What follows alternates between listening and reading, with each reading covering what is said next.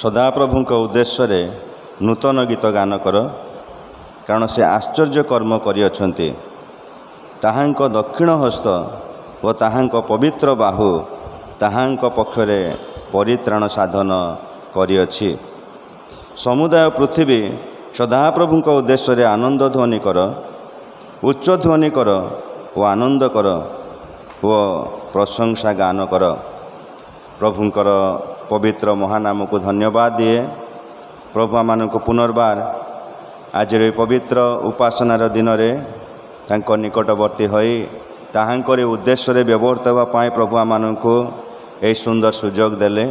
तेणु प्रभुंकर महत् नामर धन्यवाद देवा सहित आज उपस्थित मंडलीर समस्त को आज विशेष उपासना मध्य को स्वागत जनाए ख्रीष्ट प्रेमर नमस्कार जनाए। समस्त को नमस्कार। Hallelujah hallelujah hallelujah. आसंतु आमने आज पवित्र उपासना रे समस्ते निज निज को समर्पण करिबा।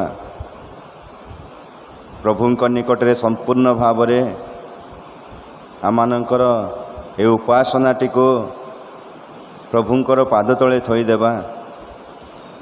जे कि आमानंक मध्य उपस्थित थेबा प्रभु, जे कि आमानंक मध्य तांकरी उपस्थिति देवा प्रभु।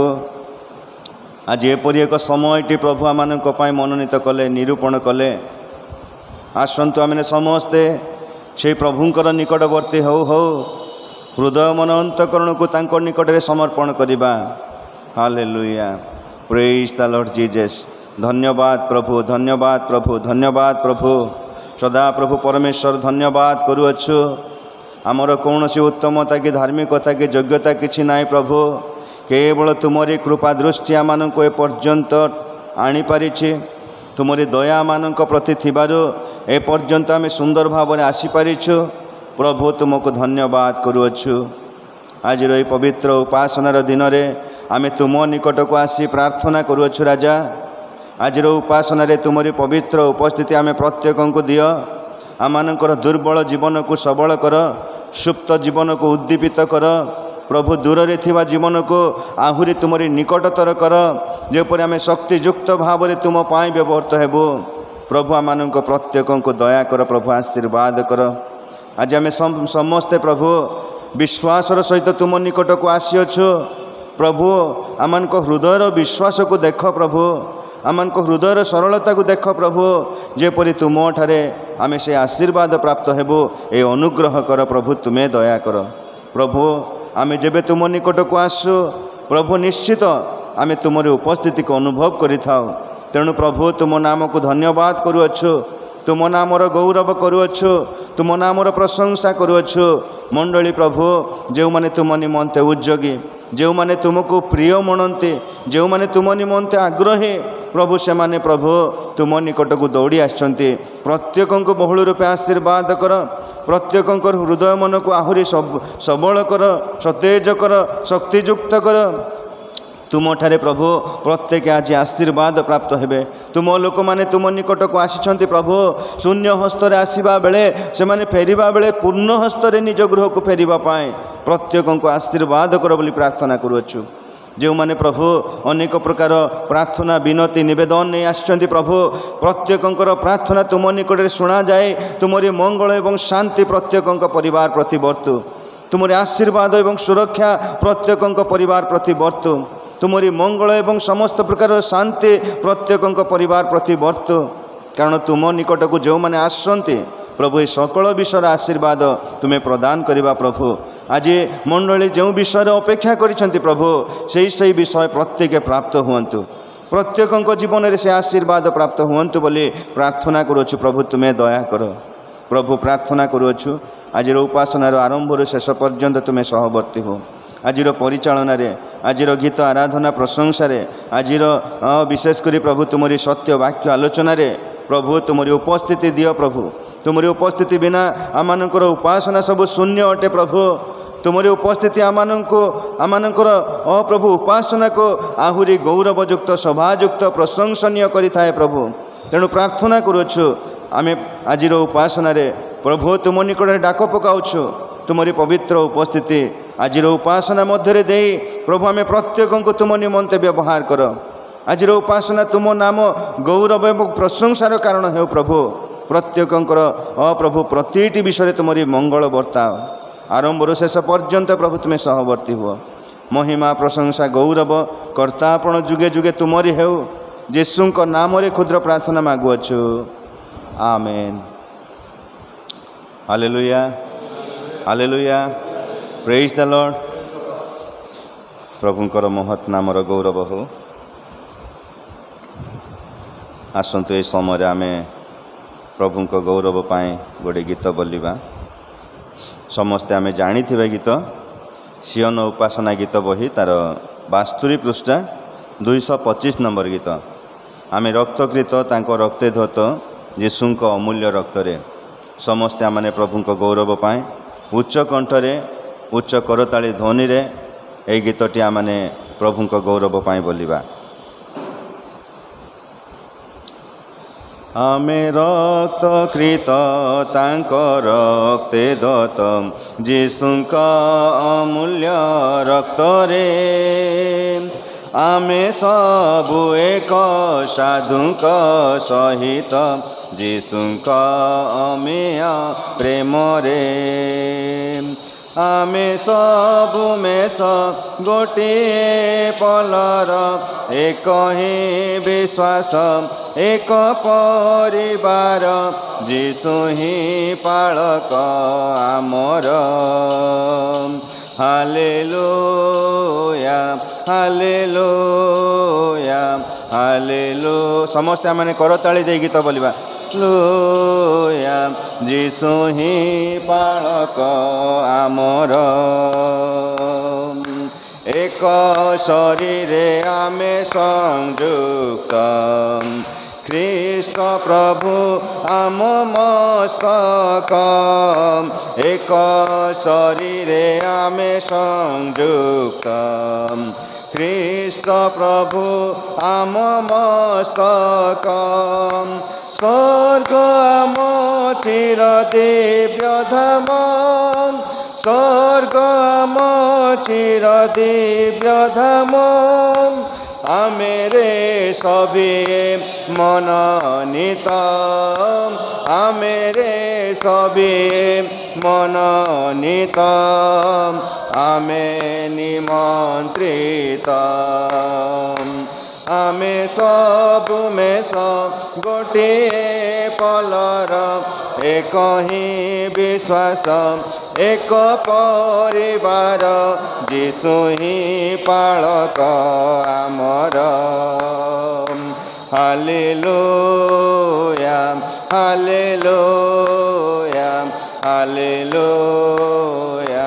हालेलुया यीशु ही पालक आमर।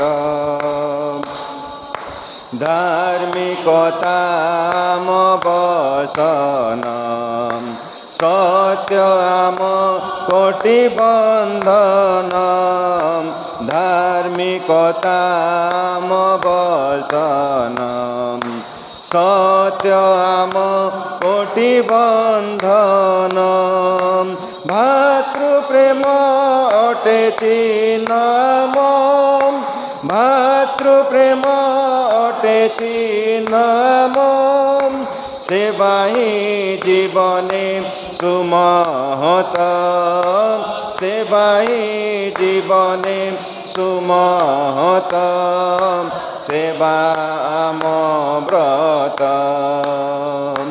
आमे सबु मेष गोटिए पलर एक ही विश्वास एक परिवार यीशु ही पालक आमर।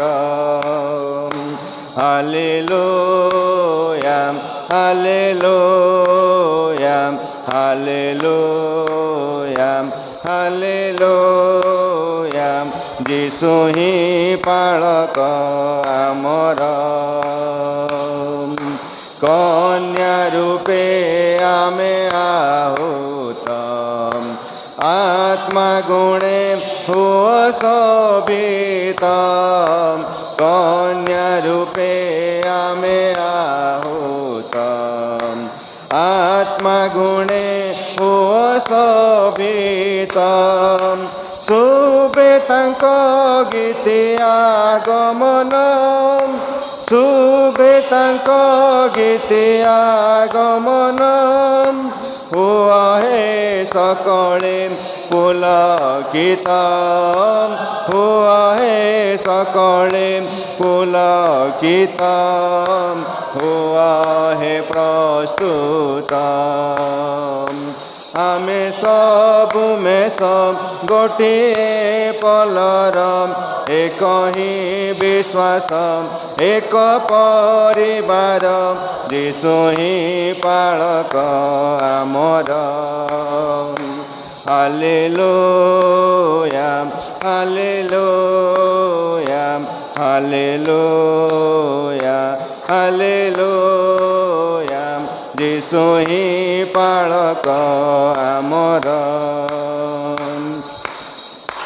हालेलुया हालेलुया हालेलुया प्रभुंकर महत् नामर गौरव हो आमे सबु मेष गोटिए पलर एक ही विश्वास आमे एक परिवार हालेलुया प्रभु आमानंको ए सुंदर आह्वान देइछन्ति प्रभु आमानंको एपरि सुंदर अनुग्रह करिछन्ति जे आमे समस्ते गोटिए पलर आमे समस्ते गोटिए परिवार आमानंकर परिवार पिता सदा प्रभु परमेश्वर निजे अटंती तेणु प्रभु गौरवान्वित हुअन्तु आसन्तु ए समय आजिर ध्यान निमंते प्रभुंको वाक्यर आमे पाठ करिबा लुकलिखित सुसमाचार 9 पर्व 23 पद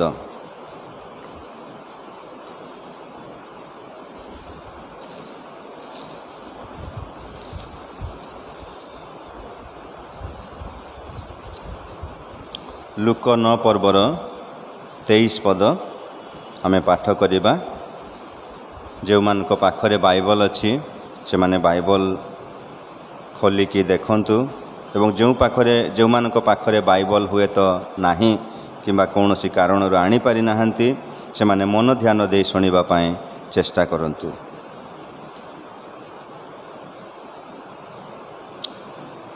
सेतेबेले से सेमानंकु कहिले केही जेबे मोहर अनुगामी हेबाकु इच्छा करे तेबे से आपना को अस्वीकार करू पुणी प्रतिदिन आपना क्रूस घेनी मोहर अनुगमन करू प्रभु ए पठित वाक्य मध्य दे आमे समस्त को आशीर्वाद करंतु एवं ए वाक्यर मर्म बुझिबा पाए पवित्र आत्मा आमे प्रत्येक को कथा कहंतु ए समय आमे समस्ते जानिथिबा आउ गोटे गीत आमे बोलिबा सियोन उपासना गीत बही तार 17 पृष्ठार 44 नंबर गीत जीवनर खाली अर्थ नुहे निज स्वार्थ पाई तुमे बंची रुह आन पाई बंचीच कि केबे कुह समस्ते आमाने प्रभुंक गौरव पाई गीत गाउथबा समय आमानकर मंडलीर दान संग्रह करा जिवो दान संग्रह रे आमानकर डिकन महाशय उपस्थित अछंती से सहाय्य करिवे दान संग्रह परे परे आमे आजिर वाक्य पाई दान पाए एवं मंडली पाए प्रार्थना उत्सर्ग करिबा 17 पृष्ठार 44 नंबर गीत जीवनर खाली अर्थ नुह निज स्वार्थ पाई तुमे बंची रुह जीवनर खाली अर्थ नुह निज स्वार्थ पाई तुमे बंची रुह आन पाई बंचीच कि केबे कुह केबे कुह जीवनर खाली अर्थ नुह निज स्वार्थ पाई तुमे बंची रुह जीवनर खाली अर्थ नुह निज स्वार्थ पाई तुमे बंची रुह जगतर सुखे माती दिन राति जाए बीती क्षणिकर से आनंद आणे शेषे दुख बसाद आउ थरे जगतर सुखे माते दिन राति जाए बीती क्षणिकर से आनंद आणे शेषे दुख बसाद माया मरीचिका पछे धाई अछु सिना मिछे दियंती आह्वान परम प्रिय करिबे पराण आनंदमय दियंती आह्वान परम प्रिय करिबे पराण आनंदमय जीवनर खाली अर्थ नुह निज स्वार्थ पाई तुमे बंची रुह जीवनर खाली अर्थ नुह निज स्वार्थ पाई तुमे बंची रुह अछि एक दिव्य धाम मते नुह तार सम कोटि सूर्यर दीप्ति जई रही अशेष तृप्ति अछि एक दिव्य धाम मर्त्य नुहे तार सम कोटि सूर्यर दीप्ति जही रही अशेष तृप्ति लभिबाकु से आलोक भरिबाकु से पुलक तेजी हृदयर जगत मोह कृषि जीवन आदरणीय तेजी हृदयर जगत मोह कृषि जीवन आदरणीय जीवनर खाली अर्थ नुह निज स्वार्थ पाई तुमे बंची रुह जीवनर खाली अर्थ नुह निज स्वार्थ पाई तुमे बंची रुह आन पाई बंची छकी केबे कुह केबे कुह जीवनर खाली अर्थ नुह निज स्वार्थ पाई तुमे बंची रुह जीवनर खाली अर्थ नुह निज स्वार्थ पाई तुमे बंची रुह।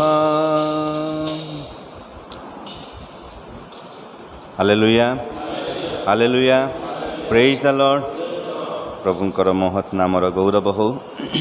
आसंतु ये समय आज दान पाए वाक्य पाए एवं मंडली आम प्रार्थना उत्सर्ग करवा। मु अनुरोध करी आमर मंडलीर डिकन सनातन दास से आसबे एवं आज समस्त दान पाए वाक्य पाए एवं मंडली निमंते प्रार्थना उत्सर्ग करेंगे।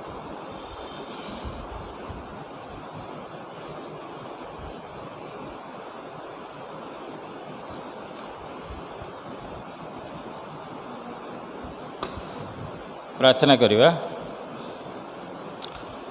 धन्यवाद धन्यवाद धन्यवाद धन्यवाद धन्यवाद पवित्र पिता, तुम महापवित्र नामर धन्यवाद दौच प्रभु। तुमर प्रशंसा करुअछु, तुमर जय जयकार करुअछु पवित्र पिता। आज रे पवित्र दिन रे पवित्र प्रांगण मध्य प्रभु आम प्रत्येक तुम्हें एकत्रित करियछ पिता। तुमको अशेष अशेष धन्यवाद दौच प्रभु। जेते जन को प्रभु तुम्हें आकर्षित कल मनोनीत कल। हाँ प्रभु तुम्हारी प्रांगण को आसवा को देल प्रभु। प्रत्येक को प्रभु तुम्हारे चरण तले समर्पण करुअछि प्रभु। प्रत्येक को प्रभु तुम्हारी स्नेहपूर्ण करुणा हस्तरे प्रभु प्रत्येक को तुम्हें आशीर्वाद कर प्रभु। विश्वास रे बढ़िवा पाई, अधिक मनोयोगी होगापाई, तुमर पथरे चलवा प्रभु प्रत्येक को तुम्हें आशीर्वाद कर। हाँ प्रभु जो माने निजर निवेदन प्रार्थना आनी अच्छा प्रभु प्रत्येकर प्रार्थना शुण। हाँ प्रभु प्रत्येकर मनोवांछा तुम्हें पूर्ण कर प्रभु। प्रभु दया कर पवित्र पिता, तुम्हारी से दयावान हस्त, तुम्हारे से आरोग्यकारी हस्त प्रभु, तुम्हारी से स्नेहपूर्ण करुणा हस्त रे प्रत्येक को तुम्हें स्पर्शता दे प्रत्येक जीवन रे तुम्हारी शांति प्रेम आनंद रे परिपूर्ण कर पिता। जो मैंने आसी पारना प्रभु उपासना रे जोग दे पारना प्रभु, से मान को मध्य तुम्हें आकर्षित कर प्रभु। से मान जेपरी तुम्हारी आशीर्वाद ऋणा न पड़ती प्रभु। प्रभु प्रत्येक को तुम्हें साहाय्य कर प्रभु, तुम्हारी उपासना को आसवाई प्रभु, तुमर मुख निश्चित वाक्य शुणापी विश्वास रे बढ़ापी अधिक मनोयोगी होगापी प्रभु तुम्हें अनुग्रह कर प्रभु, दया कर पवित्र पिता। प्रभु आज जो शास्त्रांश पाठ करा जायछि प्रभु, हाँ प्रभु यह तुम्हें स्थिर करियछ। हाँ प्रभु से धन्यवाद दौच प्रभु, तुम्हारी दासों को तुम्हें आनियछ। हाँ प्रभु तुम्हें तांको अभिषेक कर प्रभु, तुम्हें तांको आशीर्वाद कर पवित्र आत्मा रे पूर्णता दिय प्रभु, तांकर मुख दे। हाँ प्रभु से वाक्यर निगूढ़ अर्थ बुझापी हाँ प्रभु तुम्हें आम को साहाय्य कर प्रभु, तांका मुख दे तुम्हें कथा कह प्रभु, पवित्र आत्मा रे साहाय्य कर पिता। दया कर पवित्र पिता। जे दान संग्रह कराई तुम्हारे राज्य कार्य निमंते ए दान को तुम चरण तले रखुची प्रभु, ए दान उपर तुम्हारी आशीर्वाद हस्त रख प्रभु। हाँ प्रभु जो भंडार आसी से भंडार हाँ प्रभु जेपरी परिपूर्ण हुए प्रभु, ये तुम्हें कृपा कर प्रभु। प्रभु तुम राज्य कार्य जेपरी व्यवहृत हुए प्रभु, तुम्हें आशीर्वाद कर पिता। हाँ प्रभु विशेष प्रार्थना करुअछि प्रभु। हाँ प्रभु जड़े पिला प्रभु असुस्थ हो पड़ी अच्छी। हाँ प्रभु से प्रिय रंजन दास प्रभु आमकर घर ओडिशा। हाँ प्रभु से प्रार्थना लोड़ी अच्छा पिता, से हॉस्पिटल पड़ी अच्छा तुम्हें जानुअछ प्रभु। अनेक दिन प्रभु तुम निकटर प्रार्थना मध्य लोड़ी अच्छी प्रभु, तुम नाम मध्य से जीवन में प्रकाश करी प्रभु। हाँ प्रभु से ठारे प्रभु तुम निकटर प्रार्थना करने प्रभु आम को सुजोग दे अच्छे प्रभु। दया कर पवित्र पिता। प्रभु तुम्हारा नाम महिमान्वित हो, गौरवान्वित हो प्रभु। से परिवार तुम्हारी आशीर्वाद हस्त रख प्रभु। से पिलाटी को संपूर्ण सुस्थता आरोग्यता दिय प्रभु, से जेपरी तुमको जान प्रभु। तुम ही एकमात्र सत्य जीवित परमेश्वर, तुम छड़ा द्वितीय और कहीं नहीं प्रभु। हे पिता परमेश्वर प्रभु, तुम्हें आम मानकर प्रत्येक प्रार्थना शुण प्रभु। हाँ प्रभु जो मानकर मध्य निवेदन अन्य मानकर अच्छी प्रभु, प्रत्येक निवेदन प्रार्थना शुण प्रभु। हाँ प्रभु ये उपासनार समस्त भार तुम चरण तले रखिली प्रभु। जन मागिच तुम्हें जाची प्रदान करियछ बोली विश्वास करी धन्यवाद दे जगतर परित्राण कर्ता मोर प्रिय प्रभु नाजरित पुनरुत्थित यीशुଙ୍କ नामरे मागुअछि पिता, आमेन।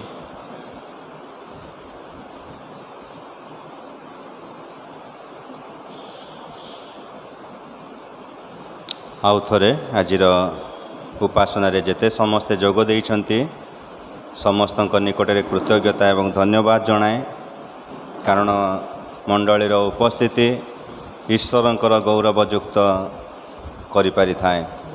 मंडलीर उपस्थिति मंडली को शोभायुक्त करि थाए। तेणु आप मानकर उपस्थिति निश्चित प्रभुंकर गौरवर कारण हो पारुछि। तेणु प्रभु को धन्यवाद देवा सहित समस्त को मध्य कृतज्ञता जणाए। प्रभु प्रत्येक को बहुल रूपे आशीर्वाद करंतु। Hallelujah hallelujah. यह समयटी ईश्वरंकर वाक्य शुणिबार समय। ईश्वरंकर वाक्य निमंते जेते आमे स्थिर मनरे पूर्ण हृदय सहित प्रभुंकर वाक्य शुणिबा, सेते सही वाक्य आमानकर प्रत्येक जीवन को विश्वास को आहुरी उत्साहित करि पारिबो। तेणु आजिर वाक्य निमंते आमानक मध्यरे प्रभुंकर दास कुमारेश पात्र उपस्थित थिबारु तांको निकटरे मो तरफरु एवं मंडली तरफरु कृतज्ञता एवं भक्तिपूर्ण नमस्कार जणाए। प्रभुंकर दास तांकर कार्यक्षेत्र अवसर परे परे ए दिन मानकरे विभिन्न भावरे विभिन्न आनुष्ठानिक किंवा विभिन्न सेवारे जड़ित होई से सेवा कार्य करी आसुछंती। तो आज प्रभुंकर दास आमानक मध्यरे मध्य उपस्थित अछंती। तेणु प्रभु प्रिय दासन को तांकर सेवा कार्य को पुणी तांकर परिवार को मध्य आहुरी बहुल रूपे आशीर्वाद करंतु। एही समय प्रभु जीशु ख्रीष्ट नाम रे प्रभुंकर दासन को मु आह्वान करे। प्रभुंकर दास आसीबे एवं आज मंडली निमंते जो चिंताटी रखिचंती ताहा सम्मुख रे प्रकाश करिवे। प्रभु जीशु ख्रीष्ट मधुर नाम रे समस्त को मोर स्नेह श्रद्धा जनाऊँगी। ता सहित प्रभुंकर गौरव करवा निहाती आवश्यक। आम समस्त पक्षरे प्रभुंकर गौरव हो। सुंदर प्रभात रे आम को तांकर उपासनालय को नहीं आसचंती। आमनकर मंडली को मध्य धन्यवाद जनाए। ए सुंदर प्रभात रे उपासना रे आपण मानकर सहभागिता रे आजर वाक्यर गभीर ज्ञान आविष्कार करने निमंते सबु समय रे आमने वाक्य को जतबे जाऊ सेतबे नुआ नुआ विषय पाई थाउ। यदि मन दी आमे वाक्य पढ़ु थाउ। आसंतु प्रार्थना करिबा। सर्वमंगलमय पिता परमेश्वर तुम धन्यवाद प्रशंसा करुछु प्रभु। आ गोटे सुंदर दिवस देखा देल ये विश्राम बार रे प्रभु तुमर समय दे तुमर विषय रे प्रभु ध्यान करी तुमर आज्ञा पालन करने निमंते आम को जो सुजोग देछ प्रभु तार सुविनियोग करने निमंते प्रभु यही समय आम को से ज्ञान प्रदान कर प्रभु। आउ जहाँ किछि आज तुमर आम को जनइबार अच्छी जहाँ तुमर इच्छा तुमर संतान माने पालन करंतु ग्रहण करंतु प्रभु से वाक्य दे समस्त तृप्त कर। कारण प्रभु आमने अस्थिर आउ अतृप्त आत्मा नहीं बुली जाऊ घूरी जाऊँ प्रभु हजि जाऊँ प्रभु दया कर। तुमर से कुआड़े पुणी थे आम को डाकी आण से हजा मेषा फल को तुम्हें खोजापी आसी प्रभु आ तुम वाक्य दे तुम स्वर शुणाई प्रभु मेष मान को एकत्रित कर। उपासनार शेष पर्यंत तुम्हें परिचालना कर। धन्यवाद दे यीशु नाम रे प्रार्थना करुछु आमेन।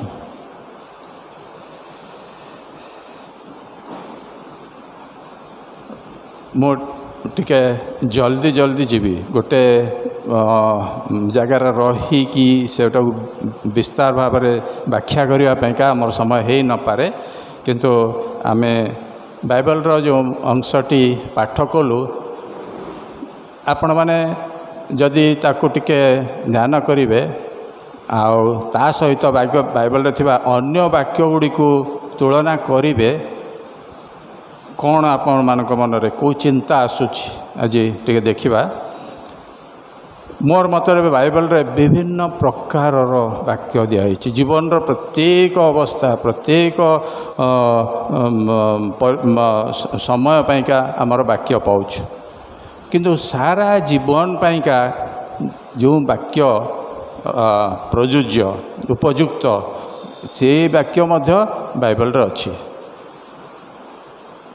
आमे बाइबल रे देखु सब बेले सब आशीर्वाद दान मंगल दान सुस्थता कार्यक्षेत्र रे उन्नति ये सबूर वाक्य आम पाउछु।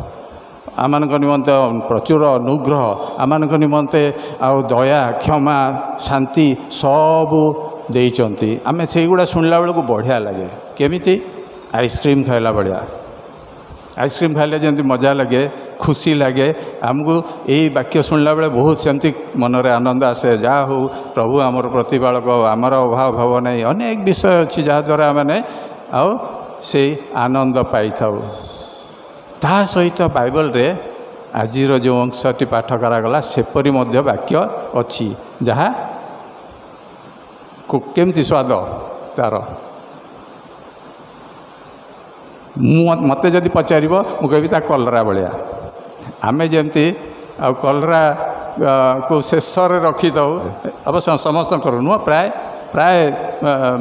आम मध्य कलरा को टिके साइड कर रखी था ଆମର ମେନ୍ କୋର୍ସରେ ନଥାଏ ସବୁଦିନିଆ ପରିବାରରେ। ସେମିତି ଆଜି ମୁଁ ଖୋଜି ଖୋଜି ସେ କଲରାକୁ ଆପଣମାନଙ୍କ ସାଙ୍ଗରେ ସମ୍ମୁଖରେ ଉପସ୍ଥିତ କରୁଛି। ଆଗରେ ପୂର୍ବ କାଳରେ ଯେତେବେଳେ ମଣିଷ ତାର ସ୍ଥିତି ପରିସ୍ଥିତି ଧୀରେ ଧୀରେ ଜାଣିଲା, ଯେତେବେଳେ ମଣିଷର ଜ୍ଞାନ ଉଦୟ ହେଇନଥିଲା, ସେତେବେଳେ ମଣିଷ ମନରେ ଅନେକ ପ୍ରଶ୍ନ ଥିଲା। ଆମେ କିଏ, କେଉଁଠୁ ଆସିଲୁ, କ'ଣ ଆମେ କରିପାରିବୁ, ଆଉ କେଉଁଟା ଆମ ପାଇଁ ଭଲ, କେଉଁଟା ଖରାପ, ଏଇଗୁଡ଼ାକ ସବୁ ଏଇ ପ୍ରଶ୍ନ ସଦାବେଳେ ଥାଏ। ସବୁବେଳେ ସିଏ ବିପଦର ସମ୍ମୁଖୀନ ହେଉଥାଏ, ସବୁବେଳେ ସିଏ ଜାଗ୍ରତ ଥାଏ ଯେମିତି ତାକୁ କେହି ଆକ୍ରମଣ ନ କରୁ, ପଶୁମାନେ ଆକ୍ରମଣ ନ କରନ୍ତୁ, ସିଏ ବିପଦରେ ନ ପଡ଼େ। ସେଥିପାଇଁ ସିଏ ସଦାବେଳେ ଜାଗ୍ରତ ଥାଏ। ଆଉ ମଣିଷର ପ୍ରକୃତି ସେତେବେଳେ ଥିଲା କ'ଣ?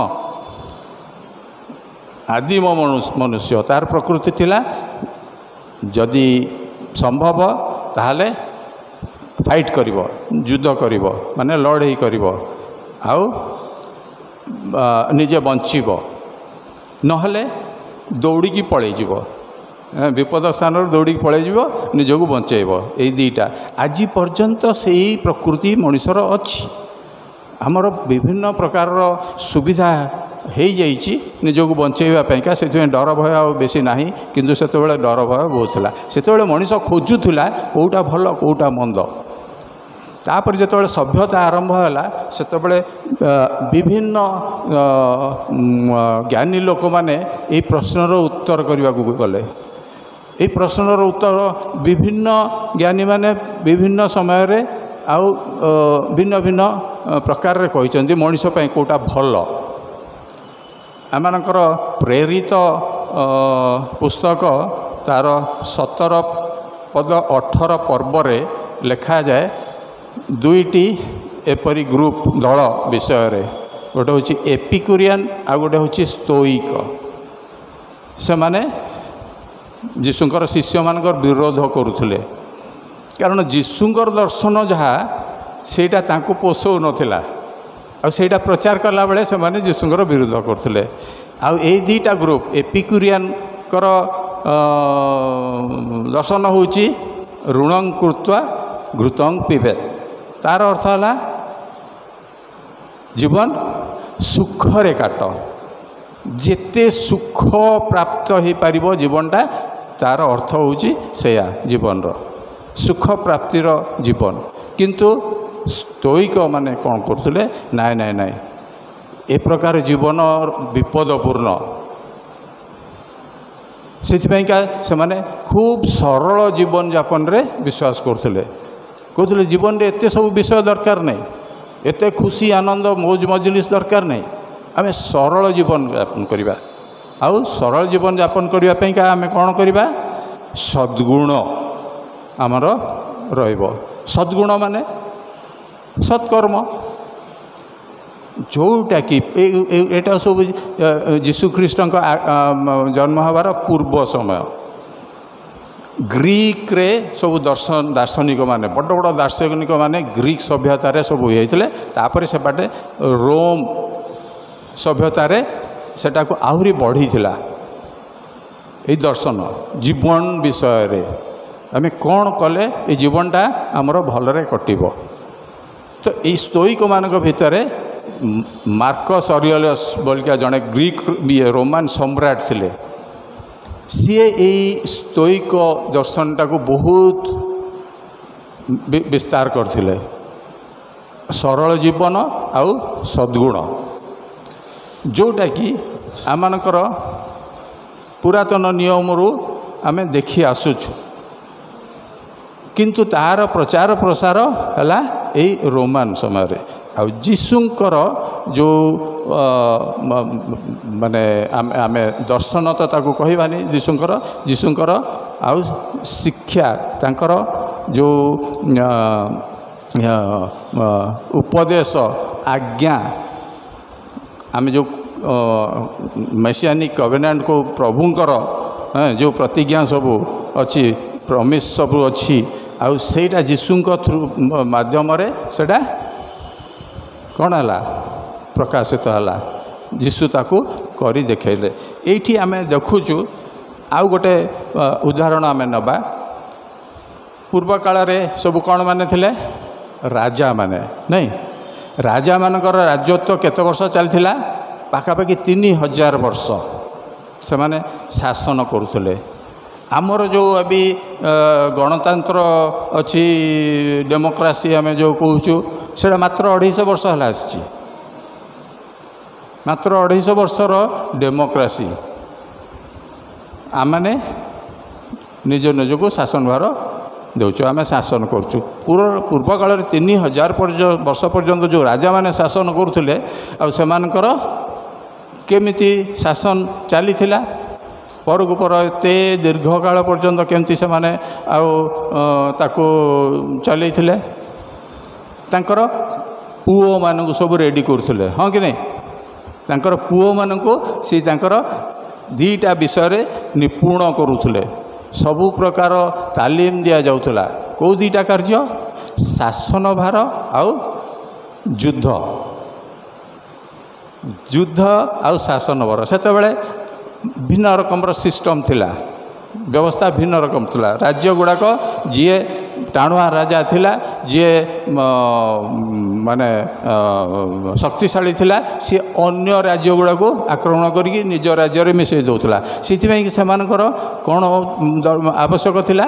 ଆଉ ସୈନ୍ୟ ସାମନ୍ତ ଆଉ ନିଜର ପରିବାରର ପିଲାମାନେ, ସେମାନେ ରେଡ଼ି ହେଉଥିଲେ ସେ ରାଜ୍ୟକୁ ଆଗକୁ ବଢ଼ାଇବା ପାଇଁକା, ବିସ୍ତାର କରିବା ପାଇଁକା। ଆଉ ସେମାନଙ୍କର ଯେତେବେଳେ ଟ୍ରେନିଂ ହେଉଥିଲା ପୁଅମାନଙ୍କର, ସେତେବେଳେ ସେମାନଙ୍କୁ ଆଉ ମାନେ ସେ ରାଜମହଲରେ ରହିକି ସବୁ ପ୍ରକାର ସୁଖ ସମ୍ଭୋଗ କରିବା ପାଇଁକା ସମୟ ନଥିଲା। ସେମାନଙ୍କୁ ଛାଡ଼ି ଦିଆଯାଉଥିଲା ଗୁରୁକୁଳରେ। ଗୁରୁକୁଳରେ ଅନ୍ୟ ପିଲାମାନଙ୍କ ଭଳିଆ ସେମାନେ ସ୍ପେଶିଆଲ ଟ୍ରେନିଂ ନେଉଥିଲେ। ଆଉ ତାଙ୍କର ଯେଉଁ ଅମାତ୍ୟମାନେ ଥିଲେ, ସେମାନେ ତାଙ୍କୁ ଧରିକି ବସେଇକି ଟ୍ରେନିଂ ଦେଉଥିଲେ। ଆଉ ନିର୍ଦ୍ଦୟ ଭାବରେ ସେ ପୁଅମାନେ ଯେତେବେଳେ ବଡ଼ ହେଉଥିଲେ, ରାଜ୍ୟଭାର ଗ୍ରହଣ କରୁଥିଲେ, ସେମାନେ ପୁଣି ରାଜ୍ୟକୁ ଆହୁରି ବିସ୍ତାର କରିପାରୁଥିଲେ। ଆଜି ସେ 2ଟା ଜିନିଷ ଯେଉଁ ଦର୍ଶନ ବିଷୟ କହିଲି, ସରଳ ଜୀବନ, ସଦ୍ଗୁଣ, ଆଉ କଠିନ ପରିଶ୍ରମ କରିକି ଶୃଙ୍ଖଳିତ ଜୀବନ ଯେଉଁ ରାଜାମାନଙ୍କର ପରିବାରରେ ସେମାନେ ବଜାୟ ରଖି ଆସୁଥିଲେ, ସେ 2ଟା ବିଷୟକୁ ଏଠି ଆମେ এই ବାକ୍ୟରେ, ଆଜିର ବାକ୍ୟାଂଶରେ ଆମେ ଦେଖିବା। ଯେତେବେଳେ ସେ ସମସ୍ତଙ୍କୁ କହିଲେ, କେହି ଯେବେ ମୋହର ପଛରେ ଚାଲିବାକୁ ଇଚ୍ଛା କରେ, ଏଠି ଆମେ କ'ଣ ଦେଖୁଛୁ? ପ୍ରଭୁ ଆମମାନଙ୍କୁ କ'ଣ ଦେଇଛନ୍ତି? ଇଚ୍ଛା, ସ୍ୱାଧୀନତା ଦେଇଛନ୍ତି। ଆମେ ପରିତ୍ରାଣ ପାଇବା, ଆମେ ଯେଉଁ ବ୍ୟବସ୍ଥାର ବନ୍ଧନରେ ଥିଲୁ, ଆଗରୁ ମୋଶାଙ୍କର ବ୍ୟବସ୍ଥା ଯେଉଁ ଥିଲା ତାର ବନ୍ଧନରେ ଥିଲୁ, ପ୍ରଭୁ ଯୀଶୁ ଆମକୁ ସେଥିରୁ ମୁକ୍ତ କଲେ। କାହିଁକି ମୁକ୍ତ କଲେ? ଆମେ ଯାହା କରିବା ଆମ ଇଚ୍ଛାରୁ କରିବା, ସେ ଜୋର ଜବରଦସ୍ତି ଫୋର୍ସ କରିବେ ନାହିଁ, ଏଇଟା କର କି ସେଇଟା କର। ସେ ଶିକ୍ଷା ଦେଇଛନ୍ତି, ତାଙ୍କର ଇଚ୍ଛା ସେ ପ୍ରକାଶ କରିଛନ୍ତି, ଆଉ ସେଇ ଇଚ୍ଛାକୁ ଗ୍ରହଣ କରିବାର ଦାୟିତ୍ୱ ଆମର। ତ ଏଠି କେହି ଯେବେ ମୋହର ପଛରେ ଚାଲିବାକୁ ଇଚ୍ଛା କରେ, ତେବେ ତାର କାମ କ'ଣ? ଏଠି ସ୍ପଷ୍ଟ ଭାବରେ ଲେଖା ହେଉଛି, ସେ ଆପଣଙ୍କୁ ଅସ୍ୱୀକାର କରୁ। ପ୍ରଥମ ଷ୍ଟେପ୍ ହେଉଛି ଅସ୍ୱୀକାର କରିବା। ଯେତେବେଳେ ପର୍ଯ୍ୟନ୍ତ ଆମେ ଅସ୍ୱୀକାର ନ କରୁଛୁ, ସେତେବେଳେ ଆଉ କାହାକୁ ସ୍ୱୀକାର କରିପାରିବା କି? ଆଉ କାହାକୁ ସ୍ୱୀକାର କରିପାରିବାନି। ମୁଁ ମୋର, ମୋତେ ଏମିତି ହେଉଥିବା, ସେ ଅନ୍ୟକୁ ଆମେ ସ୍ୱୀକାର କରିପାରିବା ନାହିଁ ଯେତେବେଳେ ପର୍ଯ୍ୟନ୍ତ ମୁଁ ନିଜକୁ ଅସ୍ୱୀକାର କରିପାରୁଛନ୍ତି। ବାଇବେଲରେ ଅନ୍ୟ ଜାଗାରେ ଆମେ ପଢ଼ିବା ଯେ ମୋତେ ସ୍ୱୀକାର ନ କରିଛି, କିଏ କହୁଛନ୍ତି? ଯୀଶୁ କହୁଛନ୍ତି, ମୋତେ ସ୍ୱୀକାର କର। ଏଠି କହୁଛନ୍ତି ନିଜକୁ ଅସ୍ୱୀକାର କର। ଆଉ ଅସ୍ୱୀକାର କରିବାର କ'ଣ ସେ କାରଣ ଦେଉଛନ୍ତି? କ'ଣ ତାହେଲେ କରିବା? ନିଜକୁ ତ ଅସ୍ୱୀକାର କରିବା। କିନ୍ତୁ ଅସ୍ୱୀକାର କରିବା ସାଙ୍ଗରେ ଆଉ କ'ଣ ଆମର ଆବଶ୍ୟକ ଅଛି କରିବାର, ତେବେ ସେ ପୁଣି ଲେଖା ହେଉଛି ପୁଣି ପ୍ରତିଦିନ ଆପଣା କୃଷ ଘେନି ମୋହର ଅନୁଗମନ କରୁ।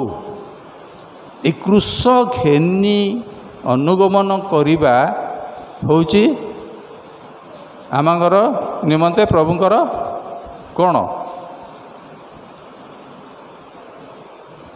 ପ୍ରଭୁଙ୍କର ଏଟା ଉପଦେଶ କହିବା କି ଆଜ୍ଞା କହିବା? କେଉଁ ଭାବରେ ଆମେ ତାକୁ ଗ୍ରହଣ କରିବା? ଉପଦେଶ, ହଁ ଆମେ ସଜେଷ୍ଟ କରୁନ, ଆଡ଼ଭାଇସ୍ ଦେଉ, ଏମିତି କଲେ ଭଲ, ତାପରେ ସିଏ କରିବ କି ନାହିଁ ତା ଉପରେ ନିର୍ଭର କରେ। ଏଠି ପ୍ରଭୁ ବି ସେମିତି କହୁଛନ୍ତି, କିନ୍ତୁ ଆମେ ତାକୁ କେମିତି ଗ୍ରହଣ କରିବା ଆବଶ୍ୟକ? ପ୍ରଭୁଙ୍କର କଥାକୁ, ଯୀଶୁଙ୍କର କଥାକୁ କେମିତି ଆମେ ଗ୍ରହଣ କଲେ ଆମେ ସକ୍ଷମ ହେବା? ତାକୁ ଯୀଶୁଙ୍କର ଆଜ୍ଞା ବୋଲି ଗ୍ରହଣ କଲେ। ଆମେ ଯଦି ଉପଦେଶ ବୋଲି ଗ୍ରହଣ କରିବା ତାହେଲେ ପାରିବାନି। ଏଇଟା ଏ ବିଚାର କରିବାର ଅଛି। ଏ ବିଚାର ଆମ ମନକୁ ନ ଆସିଲେ ଆମେ ସେଥିରେ ଆଉ ଗୋଟିଏ ପାଦ ଆଗକୁ ବଢ଼ିପାରିବାନି। ଯେ ଅନ୍ୟ ବିଷୟରେ ଅଛି, ଏଇଟା ଆମେ ଆଉ ଟିକେ ଏଇ ପଦ ଭିତରୁ ବାହାରକୁ ଯାଇକି ଚିନ୍ତା କରିବା। ଆମେ କେତୋଟି କୃଷ ଦେଖିଛୁ, କୃଷ ବିଷୟରେ ଜାଣିଛୁ। କେତୋଟି କୃଷ ବାଇବେଲରେ କେତୋଟି କୃଷ ବିଷୟରେ ଲେଖା ହେଇଛି? 3ଟି କୃଷ। ଠିକ୍, 3ଟି କୃଷ। ଯିଏ କହୁଛନ୍ତି ନାଇଁ 3ଟା ନାହିଁ, ଆଉ କିଛି 4ଟା କି ଗୋଟିଏ ମାତ୍ର ତାଙ୍କର କୃଷ, କେହି ସେମିତି କେହି କହୁଛନ୍ତି କି? ସମସ୍ତେ ରାଜି 3ଟି? ଉତ୍ତର ଟିକେ ଦେବେ। ଆଜ୍ଞା, ବଢ଼ିଆ ମାନେ ଇଙ୍ଗିତ କରିକି ଉତ୍ତର ଦେଉଛନ୍ତି। ଆପଣମାନେ ବି କରନ୍ତୁ, ଏଠି ଫିଲ୍ ଫ୍ରି।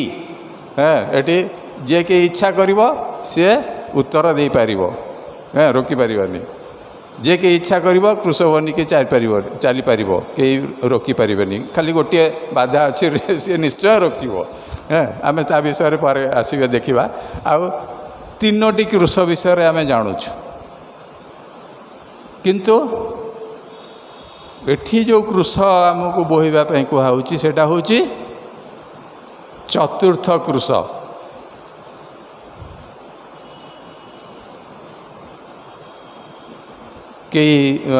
କିଛି ଆପତ୍ତି ଅଛି ଏମିତି 4ର୍ଥ କୃଷ ବୋଲି ମାନିବାକୁ? ସମସ୍ତେ ରାଜି? ଏଇଟା ଆମର 4ର୍ଥ କୃଷ। ଟିକେ ଉତ୍ତର ପାଇଲେ ଭଲ ଲାଗିବ ମୋତେ। ଏଠି ଅନ୍ୟ ମଣ୍ଡଳୀ ଗୁଡ଼ାକରେ ବହୁତ ଉତ୍ତର ପ୍ରତ୍ୟୁତ୍ତର କରିକି ସେମାନେ ବାକ୍ୟ ଧ୍ୟାନ କରନ୍ତି। ଆଉ ମୋତେ ବି ଭଲ ଲାଗେ ଯେଉଁଠୁ 2ଟା ଉତ୍ତର ଆସୁଥିବ। ତ ଏଠି ଆମେ ଏଟାକୁ ବୁଝିବା, ଏଇଟା ଆମର 4ର୍ଥ କୃଷ। ୟା ବିଷୟରେ ବି ଜାଣିବାର ଅଛି।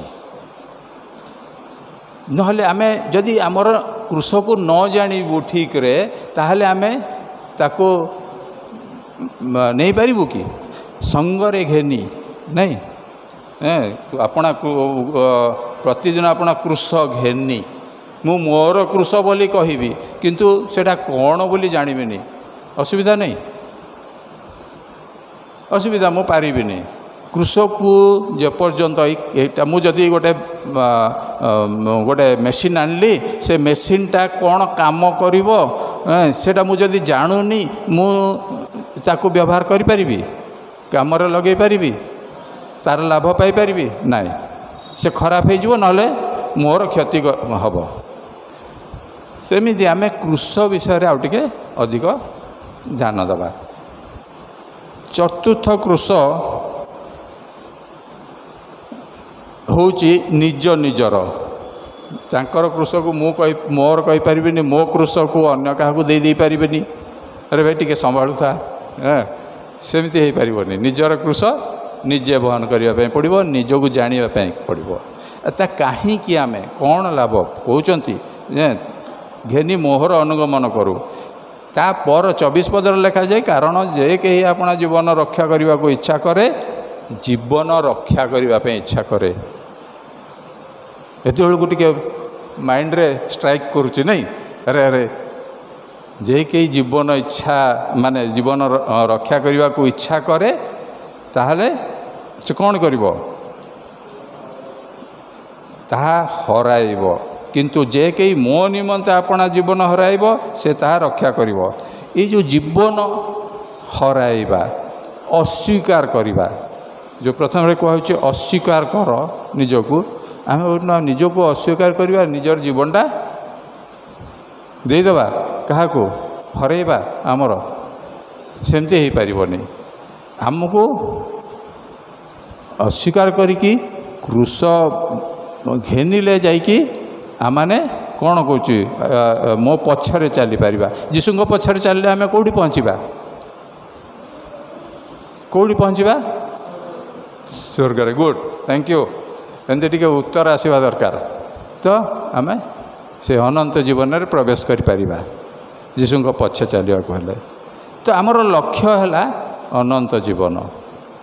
ତ ଏଠି କୃଷକୁ ଆମେ କେମିତି ବ୍ୟବହାର କରିବା? କୃଷ ବହନର ମାନେ କ'ଣ? ଆମେ ଯେତେବେଳେ ପର୍ଯ୍ୟନ୍ତ ଜାଣିନଥିବା ଗୋଟେ କାମକୁ, ଆରେ ବାବୁ ସେଇଟା କରିଦେଲୁ, ମୁଁ ଜାଣିନି, ମୁଁ ରାଜି ହେବିନି କରିବା ପାଇଁକା, ନହେଲେ ବିଳମ୍ବ କରିବି, ମୁଁ ଟିକେ ବୁଝେ, ମୁଁ ଟିକେ ଜାଣେ, ମୁଁ ଟିକେ ପଚାରେ, ଏମିତି ଚିନ୍ତା କରିକି ଆମର ବିଳମ୍ବ ହୋଇଯାଏ ସେ କାମ କରିବା ପାଇଁକା। ସେଥିପାଇଁ ଏ ବିଷୟରେ ଆଜି ଅଳ୍ପ ସ୍ୱଳ୍ପରେ ଟିକେ ଜାଣିବା। କାହିଁକି ଆମେ କୃଷ ବହନ କରିବା, କ'ଣ କରିବା ପାଇଁ ପଡ଼ିବ, ତ କ'ଣ ଲାଭ ଅଛି? ଆମେ କ'ଣ କରିବା ନା, କୃଷ ହେଉଛି ପ୍ରଥମେ ଅସ୍ୱୀକାର କରିବା। ନାଇଁ, ପ୍ରଥମେ ଲେଖା ହେଇଛି ଅସ୍ୱୀକାର। ତାକୁ ଅନ୍ୟ ଅର୍ଥରେ ବୁଝିବାକୁ ହେଲେ ଆମେ ଜଗତ ପ୍ରତି ମୃତ ହେବା।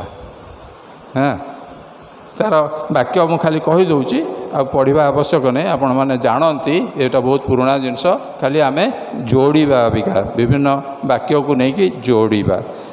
ତ ଜଗତ ପ୍ରତି ମୃତ ହେବା ମାନେ ଶରୀରର ନାହିଁ, ଆମର ଚେତନାରେ, ଜ୍ଞାନରେ। ଆମେ ଯେତେ ଇଚ୍ଛା କରୁଛୁ ଏଇ ଜାଗତିକ ବିଷୟ ସବୁ ଜ୍ଞାନ ପାଇବା ପାଇଁ, ଜାଗତିକ ଜ୍ଞାନରେ ଭରପୁର ହେଇକି ଏଇଟା କରିପାରିବା, ସେଟା କରିପାରିବା, ସେ ପ୍ଲାନ୍ କରିପାରିବା, ବିଭିନ୍ନ ପ୍ରକାରର ସ୍ୱପ୍ନ ବି ଦେଖିପାରିବା ପ୍ଲାନ୍ କରୁ କରୁ। ଏମିତି ସବୁ ଆମର ମନ କୁଆଡ଼େ କୁଆଡ଼େ ମାଡ଼ିଯାଏ। ତ ଆମର ସେଇ ଯେଉଁ ଅଛି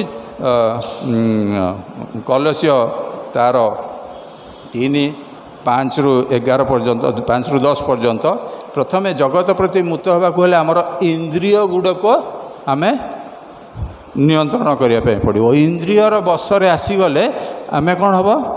ଶାରୀରିକ ଅଭିଳାଷରେ ବୁଡ଼ିଯିବା।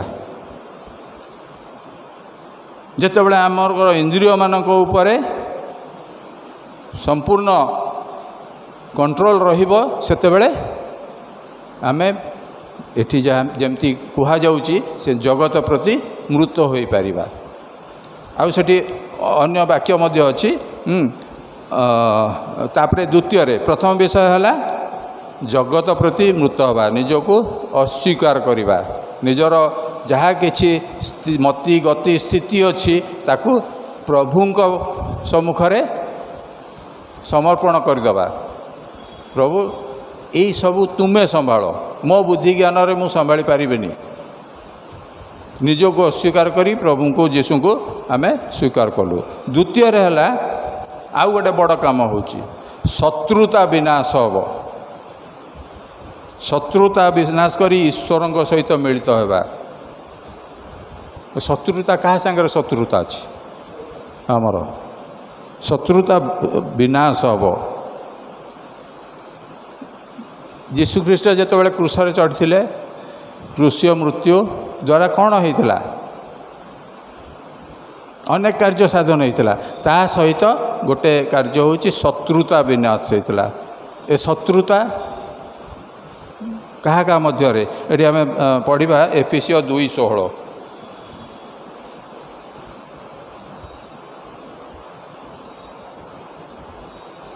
ଏଫେସୀୟ 2:16ରେ ଏମିତି ଲେଖାଯାଉଛି, आउ क्रोश द्वारा शत्रुता विनाश करी तद्वारा उभय को एक शरीर स्वरूप गठन करी ईश्वर सहित मिलित करती। एठी जो उभय को लिखाई यीशुख्रीष्ट मान समय कौ माने थिले एक जिहुदी थी माने थिले आउ अण जिहुदी माने थिले नहीं से दुई जन भितर यीशु तांकर सेवा कार्य करुले प्रभु विषय जनाऊले आउ से आमर से जो बर्न एगेन नूतन जन्म विषय से प्रचार करते उभय मध्य किंतु कौन मिलन थिला बहुत बड़ शत्रुता थिला। आपण मैंने पढ़ी थे पाउल को केमती टर्चर करते से माने कि अत्याचार करते शिष्य मान को सिपान को पत्थर पड़ी मारले शत्रुता बड़ शत्रुता थिला किंतु तांको ख्रीष्टीय मूत्र रे से सही शत्रुता को शेष कले उभय को एकाठी कले पर अनेक यहूदी मानिले कि नहीं ख्रीष्ट धर्म ग्रहण कले कि नहीं अनेक हजार हजार से भर यहूदी माने ख्रीष्ट को ग्रहण करते तो यहूदी माने आउ अणयहूदी माने मिलित होते आउ द्वितीय आम देखुचु सी कहते शत्रुता केमती विनाश कर आम शत्रु को प्रेम करने द्वारा हाँ शत्रु को प्रेम करने द्वारा शत्रुता विनाश हम यही विषय गुड़िक उपर आम ध्यान दबा आम मनरे सेटा रखिबा आम कुआड़े बाहर जमी सब प्रकार हिसाब आम करदे मु प्रथम एटिकी जीवी सेठिकी जीवी से काम अच्छी आपको देखा करी सेटा देवी सेटा आनीबी ये गोटे हिसाब आम मनरे धरिकी आम बाहर यही कम करने को गला बेले यही विषय सब हिसाब रे थिबो आम जीवन प्रतिदिन सकाळ उठला बेलू यही हिसाब हम मु केमिति जगत प्रति मृत हेबी केमिति कौन शत्रुता जहाँ सांगर अच्छी सेटा शेष करी कई मोर शत्रु रही मु शत्रु मान निमंते शत्रु मान को क्षमा करदेवी तांको प्रेम करी यहीटा हूँ कृषभवन विभिन्न स्तर विभिन्न शाखा गुड़िक तृतीय आम देखा कृषभवन द्वारा शांति स्थापन हो पारे शांति आम जाचु केवल शांतिर राजा पाखरे शांति अच्छी आउ सी जो शांति आमको देकी जाइछंती आमे सेटा कोटो हजेई देलुणी हाँ आउ जाबुड़ी की धरिकी रखा कथा आम आउ रखीदेचु कौटी गोटे खोजिले आउ मिलू नहीं तो शांति स्थापन करने का आम कौन करवा आम पाऊ न था शांति बहुत ये जिसाय तार 9:6 बहुत गुड़ाक विषय लिखाई आप जदि नोट करेंगे पढ़ दिं माने नहीं कि घरे पढ़ीदे जिसाय 9 और 6 बहुत गुड़े तापर शांति विषय से लिखाई आउ जोहन 20:27 से रुद्ध कोटरी भितर प्रभु यीशु जितेबाला तांकर शिष्य मानक मध्य ठिया हुई कौन कहले तुम मध्य शांति बर्तु नहीं निज कृषभ होई ख्रीष्ट को जितेबाला आम तांकर पछे चलवा सेते कौन हम ए कृषभवन द्वारा आमने कौन करवा आत्मिक फल पाइपर आत्मिक फल जागृत हम कि नहीं माने गछ गोटे मीठा फल गछ गोटे लगेले मीठा फल फल से खटा कि पिता फल फल नहीं से जीशु पछरे कृषभवन कर चलले आत्मिक फल जो आत्मिक दान आमको मिल द्वारा आम से आत्मिक फल गुड़िक जहाँ कि ईश्वर इच्छा करती वांछनीय से प्रकार आमने आमर जीवन काटी पारिबा कलश 1:20 भी अच्छी कृष्य रक्तपात से शांति स्थापन कर गोटे पॉइंट अच्छी आउे कौन हम आमर चतुर्थरे अच्छी मृत्यु पर्यंत आज्ञावह होगा आम मृत्यु पर्यंत तांकर आज्ञा पालन करिबा आमे केबे निजको पचारिकी देखीचु कि 10 आज्ञा भितर आमे केतेटा पाळी परचु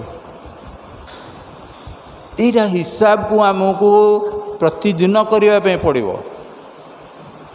କୃଷ ଘେନି ଚାଲିବାଟା ହେଉଛି ପ୍ରତିଦିନ ଏଠି ଲେଖା ହେଇଛି। ସେଥିପାଇଁ ଏଇ ବିଷୟ ଗୁଡ଼ାକୁ ଆମକୁ ପ୍ରତିଦିନ ଧ୍ୟାନରେ ରଖିବା ପାଇଁ ପଡ଼ିବ।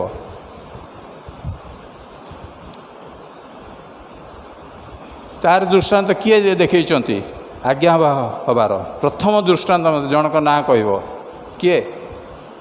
ଆଜ୍ଞାବହ ତାର ଶୀର୍ଷକ ସ୍ଥାନରେ ସିଏ ଆମେ ତାଙ୍କୁ ରଖିଛୁ। ସିଏ ବି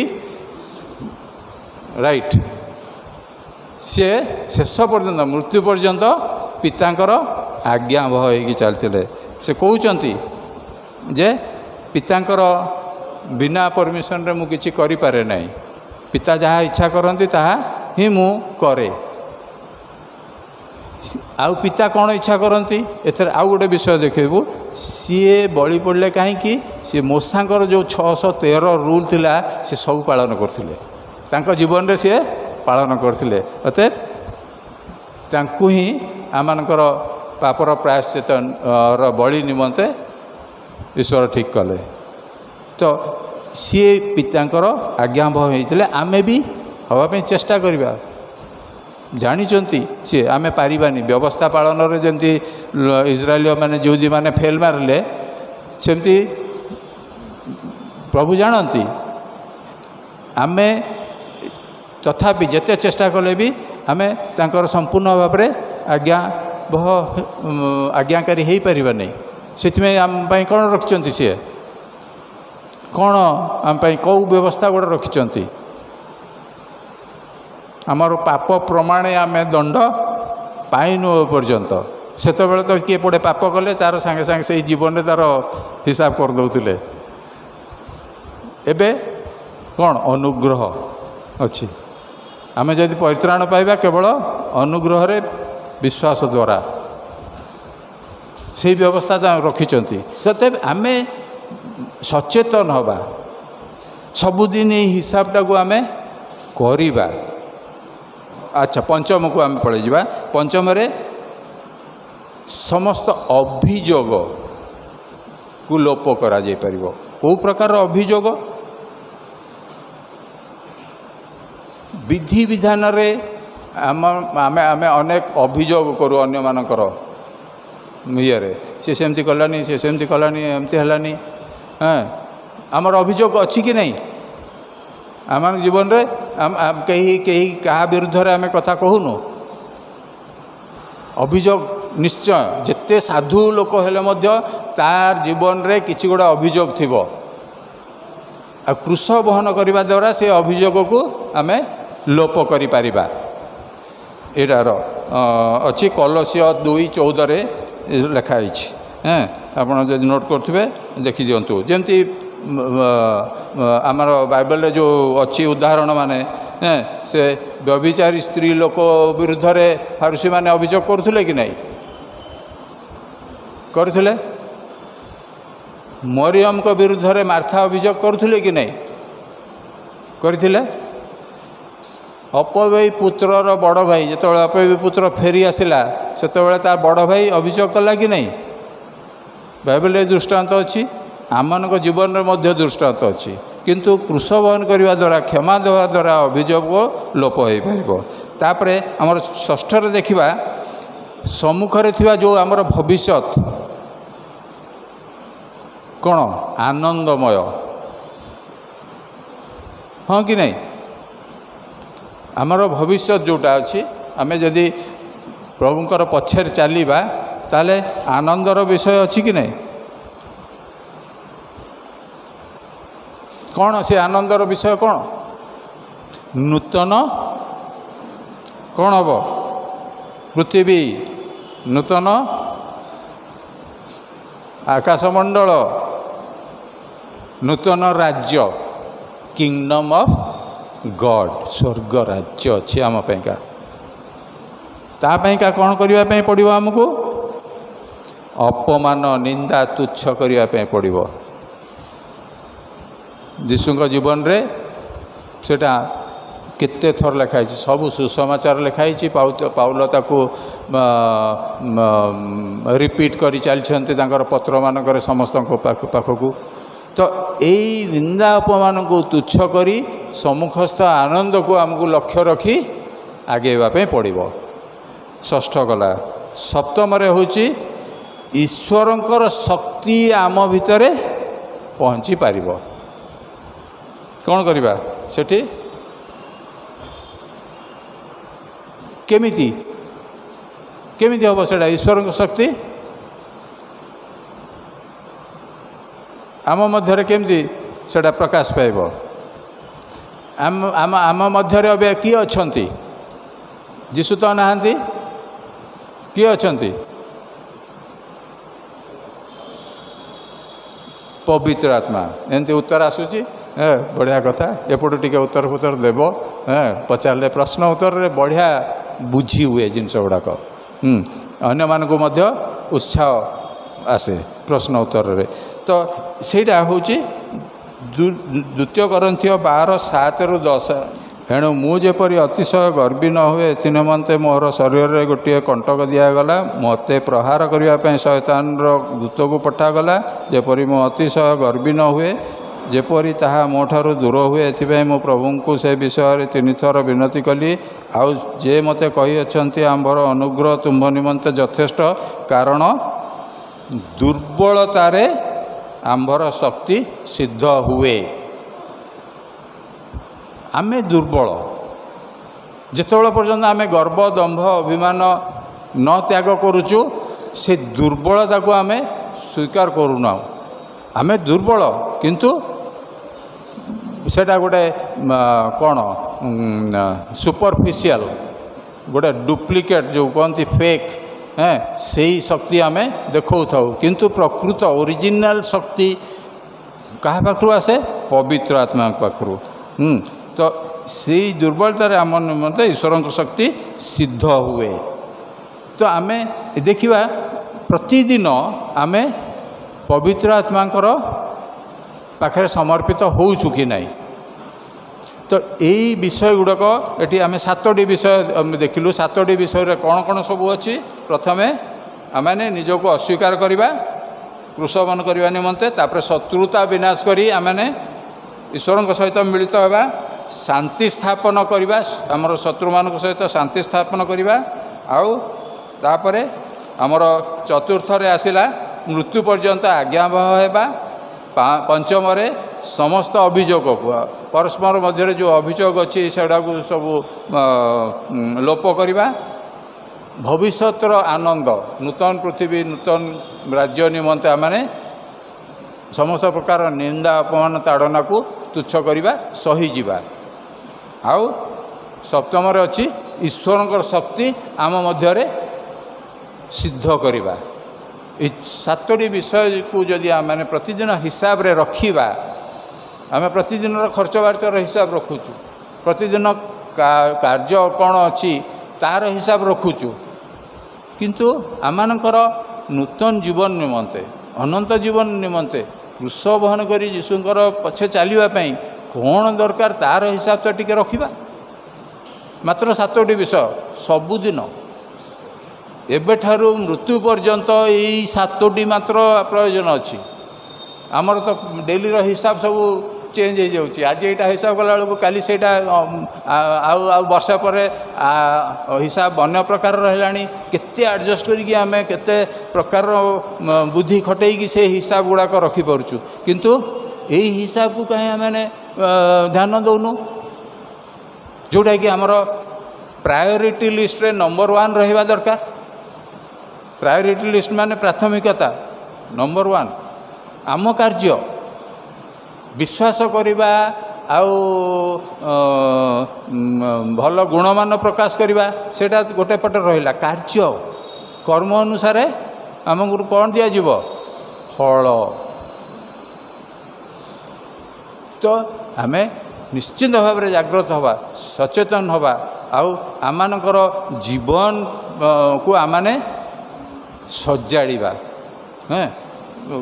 बाइबल पढ़िले वाक्य अध्ययन कले एमिति टिके ध्यानर सहित तार गभीर ज्ञान जाना चेष्टा करवा निश्चिंत भाव में पाइपर। तो आमे देखिलु प्रभु आमको यही वाक्य अनुसार आमकर आचरण उच्चारण दैनंदिन जीवन को सजाड़े साहाय्य करंतु। समस्त को प्रभु आशीर्वाद करंतु। धन्यवाद। आमेन।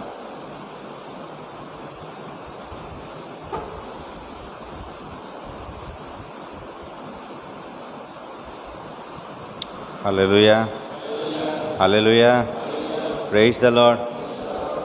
प्रभुंकर महत् नामर गौरव हो। आज प्रभुंकर दास सुंदर वाक्य दे आमको उत्साहित करिसेंती। आमे समस्ते क्रूस विषय जानू। तो सेथि मध्यरु चतुर्थ क्रूस कौन हेबा दरकार, से चतुर्थ क्रूसटी कौन, 7 गोटी विषय आमनकर सम्मुख रे रखिले से क्रूस आमको आज बहन करने को हेब। जदि आमे से क्रूस बहन करूँ निश्चित आमे जे ताहांकर अनुगामी, आमे ताहांकर शिष्य, ताहांकठरे विश्वास करुवा प्रकृत विश्वासी, यह आमे घोषणा करने को पारिबा। Hallelujah hallelujah. तेणु आजिर चिंता अनुसार प्रिय दासन को मध्य प्रभु आशीर्वाद करंतु। आसंतु आमे प्रार्थना करिबा, तापरे समस्ते मिसी प्रभु को प्रार्थना करी आशीर्वाद भिक्षारे आजिर उपासना शेष करिबा। प्रियतम प्रभु सदा प्रभु आउ थरे तुमरे धन्यवाद करुअछु, गौरव करुअछु। प्रभु तुम निकट को जेबे आमे आसु प्रभु तुमरी सत्य वाक्य द्वारा मानकु कथा कहुअछ, सत्य वाक्य द्वारा मानकु सजाड़ुअछ, सत्य वाक्य द्वारा प्रभु आमको प्रस्तुत करुअछ। प्रभु तुम नामर गौरव हो। आजिर वाक्य पाई प्रभु आमे धन्यवाद देउछु। प्रियदासन को प्रभु तुम्हें मनोनीत करी जो वाक्य प्रभु तांको मध्य प्रभु तुम्हें देल आज से मंडली मध्य प्रकाश करियछन्ति। प्रभु से वाक्य आमनकर प्रत्येकंक पाए प्रभु मन रखिबार विषय हो, से वाक्य आमनक प्रत्येकंक पाए शिखिबार विषय हो, से वाक्य आमनकर प्रत्येकंक पाए से वाक्य अनुसार अनुकरण करिबार विषय हो बोली प्रार्थना करुअछु। वाक्य आम ठारू दूर को न जाओ, वाक्य आमको हृदय मध्य रहो, से वाक्य आमको हृदय कार्य करो, से वाक्य आमकर प्रत्येक चलाओ, से वाक्य आमको आहुरी उत्साहित करू। प्रभु मंडली तुमरी वाक्य द्वारा उत्साहित होती।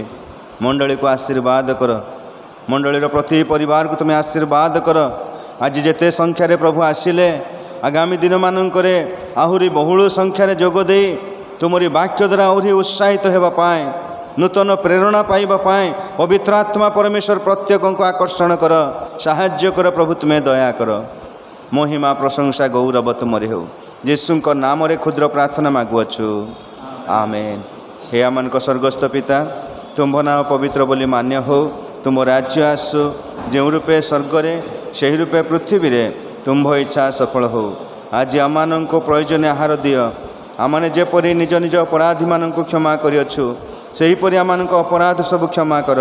परीक्षार मान को आण नहीं, मात्र मंदरू रक्षा कर।